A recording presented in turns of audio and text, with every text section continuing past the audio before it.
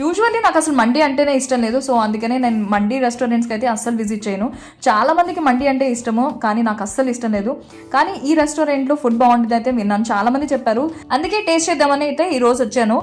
Morning నుంచి work చేసి చాలా అలసిపోయాను. సో డిన్నర్ చేసేసి ఇంటికి వెళ్దామని చెప్పి మమ్మీకి ఫోన్ చేసి చెప్పేసా, ఇంట్లో ఏం కుక్ చేయొద్దు, బయట అయితే తినేసి వచ్చేస్తానని చెప్పి. ఇక్కడైతే గ్రిల్ అయితే ఆర్డర్ చేసాము. అండ్ టేస్ట్ అయితే చాలా బాగుంది.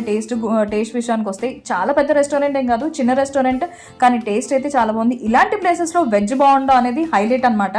నాకైతే వెజ్ అయితే పిచ్చి పిచ్చిగా నచ్చేసింది నాన్ వెజ్ కన్నా. ఇక్కడైతే పుల్కా అండ్ పన్నీర్ కర్రీ అయితే ఆర్డర్ చేశాను. చాలా అంటే చాలా బాగుంది. అందరు చెప్పినట్టు ఇక్కడ ఫుడ్ అయితే బాగుంది. సో నాలాంటి మండీలు నచ్చని వాళ్ళకైతే ఇక్కడ ఇలాంటివి కూడా ఎక్స్పీరియన్స్ చేయొచ్చు అనమాట. సో హ్యాపీగా కూర్చొని ఎంజాయ్ చేయొచ్చు ఫుడ్ని, వెజ్ అండ్ నాన్ వెజ్ని. మీలో ఎంతమంది మంగళగిరి వెళ్ళినప్పుడు ఈ రెస్టారెంట్ ట్రై చేశారు? రెస్టారెంట్ పేరు వచ్చేసి జామ్ జామ్ రెస్టారెంట్ అనమాట. If you like this video, like, share and subscribe. Bye.